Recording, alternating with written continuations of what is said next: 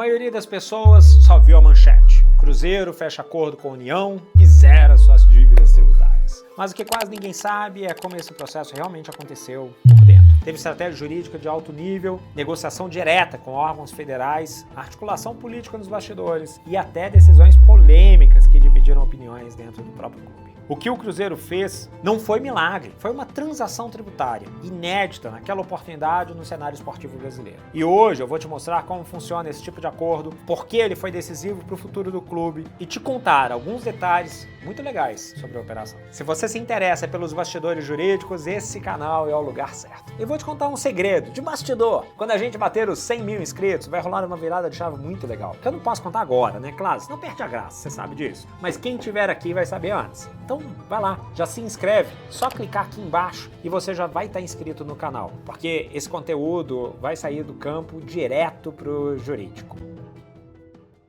Mas antes de entrar nos bastidores do Cruzeiro, vale entender o que é, na prática, uma transação tributária. A transação tributária é uma espécie de acordo entre devedor e Estado. Ao invés de um processo de cobrança longo, desgastante e incerto, a Fazenda Nacional oferece condições especiais para empresas ou clubes de futebol, no caso do Cruzeiro, regularizarem suas dívidas com desconto, prazos alongados e até perdão parcial, dependendo do perfil do devedor. É diferente de um parcelamento tradicional. Aqui o governo leva em conta 3 fatores: a capacidade de pagamento, o nível de recuperação da dívida e o risco do devedor quebrar sem pagar. Diferente do parcelamento, a transação tributária envolve uma negociação. Quando você faz um parcelamento tributário, o que você faz é simplesmente ir lá e aderir às condições que são pré-estabelecidas pelo governo, naquelas regras que ele mesmo define. Na transação, que existem dois formatos. Uma transação que é por adesão e ela fica aberta ao público em geral, que é muito similar a um parcelamento, ou a transação individual. A transação individual é uma negociação, ali tete a tete, que a Fazenda faz com os clubes, com as empresas que têm débitos tributários. Obviamente, você tem algumas possibilidades para você chegar nas transações individuais e outras que você não pode. Por exemplo, não é qualquer dívida que você pode ir lá, bater na porta da Fazenda Nacional e querer negociar com ela. Você tem que ter uma dívida mínima. Já na transação por adesão, muitas vezes, até para Simples Nacional, tem possibilidade. Você faz a adesão e se sujeita àquelas regras. Transação nada mais é que uma negociação, tá? Um acordo. E esse acordo vai ser dividido em 2. A transação, como eu comentei já, a por adesão, que vai ser muito parecido com parcelamento, e a individual, que a gente vai concentrar um pouco agora para poder explicar melhor. Olha só, na transação, você pode utilizar prejuízo fiscal para poder pagar. Isso mesmo, se você teve prejuízo fiscal de anos anteriores, você pode utilizar isso para pagar, dentro de determinados limites. Você pode, dentro de uma transação, por exemplo, negociar o não pagamento de juros, o não pagamento de vários das multas que são atribuídas ao devedor. Além disso, também, você pode parcelar em um número de parcelas bem maior que o parcelamento ordinário, normal, que geralmente são 60 meses. Mas aqui numa transação individual, você pode chegar até 120, pode chegar a 80, 90, 100. E, obviamente, quando você tem uma negociação ali cara a cara com a Fazenda Pública, você também consegue demonstrar as razões pelas quais você quer sair daquele buraco, você quer pagar aquilo, honrar aquela dívida e sair. Para o Estado, isso é maravilhoso, porque o Estado consegue entender quem é o seu devedor e consegue negociar com ele, sabendo realmente se ele vai ter condições de pagar ou não. E aí, obviamente, a gente tem que levar em consideração um critério que é, eu comentei com vocês que são 3 itens. Quando uma empresa vai se submeter a uma transação, vai apresentar uma transação, é feito um score do risco dela. Quanto maior é o risco de pagar, de não pagar na realidade, melhores são as condições que ela pode conseguir. Então é uma situação até meio complicada, né? Quanto pior você tá, mais você consegue. Fica meio esquisito, né? Mas é isso mesmo. Quando você tem uma situação financeira pior, você tem mais chance de conseguir melhores condições. E isso é muito legal. Já tive casos, por exemplo, de uma determinada dívida sair de quase 65 milhões e chegar a 10 milhões de reais de dívida final. São mais de 50 milhões de reais de economia. No caso do Cruzeiro, não foi tão diferente. A única questão é que no caso do Cruzeiro, envolveu muitas forças de todas as esferas. Uma força da própria Fazenda, que queria fazer acontecer aquela transação exatamente exatamente para servir como exemplo para outros clubes, como veio o Juventude depois e fez, porque seria a primeira transação, o primeiro clube do Brasil a fazer uma transação. Além disso, tinham forças dentro do próprio Cruzeiro, forças que queriam que aquilo acontecesse e forças que queriam que aquilo não acontecesse. E isso gerou muito embate político e jurídico dentro do Cruzeiro, com pessoas que queriam e pessoas que não queriam. E obviamente a gente não pode esquecer de um detalhe muito forte, a nossa torcida, a maior de Minas, né, afinal de contas. A torcida do Cruzeiro também se posicionou nessa época em que estava acontecendo a operação, do tipo, peraí, a gente não está entendendo nada que está acontecendo,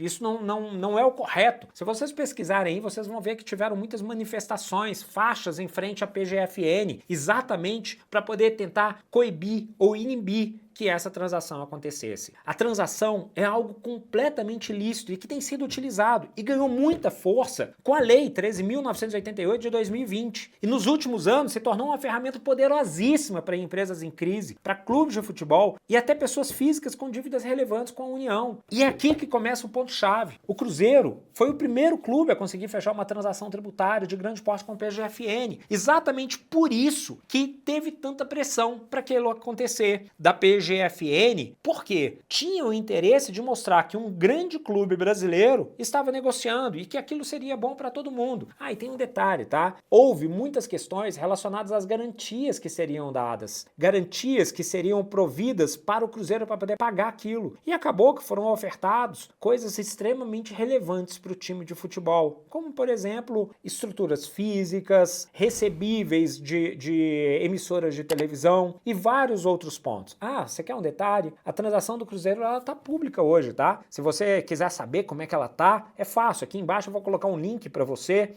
poder acessar não só a transação do Cruzeiro, como qualquer outra transação que você tiver curiosidade, para saber o que foi negociado ou não. Só que a gente tem que lembrar que esse não é o tipo de tema que termina numa transação assinada. Começa com dívida fiscal, mas passa por política interna. Disputa entre grupos sempre aconteceu em todo e qualquer clube do Brasil. E interesses muito, muito maiores do que qualquer torcedor pode imaginar. Agora deixa eu te fazer uma provocação. Se o seu time tivesse passando por muitas questões tributárias, tivesse muitas dívidas, você ia querer que ele fizesse uma transação tributária ou não? Ou você preferiria que ele simplesmente sonegasse os tributos e vida que segue? Deixa eu saber a sua opinião, escreve aqui para mim. Voltando para o tema, a notícia que chegou ao público foi simples. Cruzeiro fecha acordo com a Procuradoria-Geral da Fazenda Nacional, regulariza suas dívidas tributárias e destrava a operação da SAF. Mas por trás desse comunicado oficial havia um campo minado. Um campo minado de ego, um campo minado de conflito de interesses, um campo minado de incompreensão do que estava por vir, do que poderia acontecer e do que estava sendo desenvolvido ali dentro. O Cruzeiro passava por um momento extremamente delicado, dentro e fora do campo. A torcida pressionava muito fortemente. Os advogados que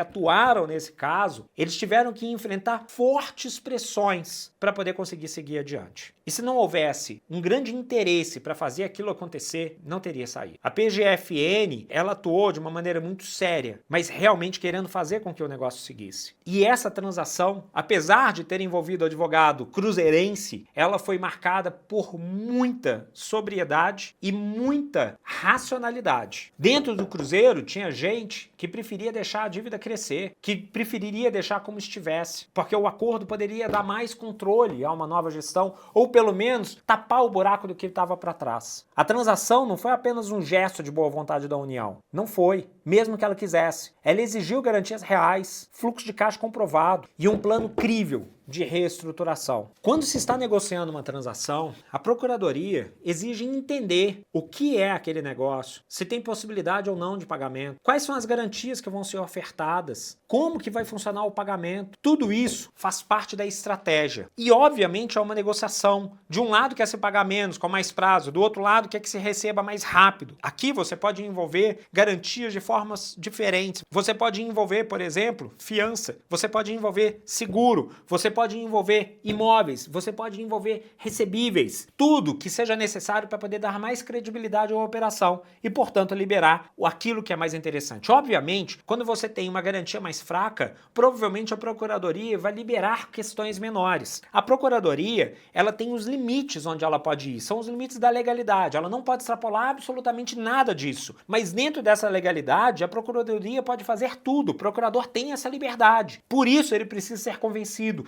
por isso, do outro lado da mesa, do lado da advocacia, tem que ter um profissional sério e competente para poder levar isso adiante da melhor forma possível. E aí, obviamente, tem que ter transparência do que vai acontecer, transparência das capacidades. O Cruzeiro teve que abrir mão de parte da sua autonomia para cumprir a exigência do plano, o que para alguns grupos internos era um passo para você está entregando tudo para lá. Não, era necessário para que aquilo continuasse e era necessário para manter o clube vivo e para hoje o Cruzeiro voltar a ser o time que ele é. E é aqui que muita gente se engana. Transação tributária não é sobre pagar parcelado, é sobre expor o seu negócio, é sobre expor o seu planejamento e sobre fazer uma organização melhor e aceitar que se você não pagar, o governo tem muitas informações que você teve que fornecer para poder assinar aquela transação. Então você sai de um buraco negro onde talvez você se encontre hoje para poder colocar tudo às mesas, tudo às claras, tudo de uma forma transparente para a Receita, para a Procuradoria entender o que está em jogo. Aquelas informações, elas não necessariamente vão aparecer no termo de transação, mas a Procuradoria vai saber. E se você não conseguir cumprir, o seu risco fica muito maior, porque praticamente não tem mais defesa. E se você chegou aqui, já entendeu que por trás de um simples acordo com a Receita, existe uma engenharia jurídica, política e estratégica quase nunca sai na mídia. É exatamente esse tipo de bastidor que a gente mostra por aqui. Então se inscreve no canal, porque toda semana tem vídeo novo sobre proteção patrimonial, sobre direito empresarial e sobre temas que realmente movem o jogo, mas que ninguém te explica do jeito certo ou da forma transparente e principalmente sem juridiquês. Aproveita que você gosta desse tema e já assiste essa playlist completa com vários outros casos, inclusive de futebol ou de pessoas famosas também. Tenho certeza que vai aguçar sua curiosidade. Só que antes de ir para essa playlist, se inscreve aqui no canal. Te vejo no próximo vídeo.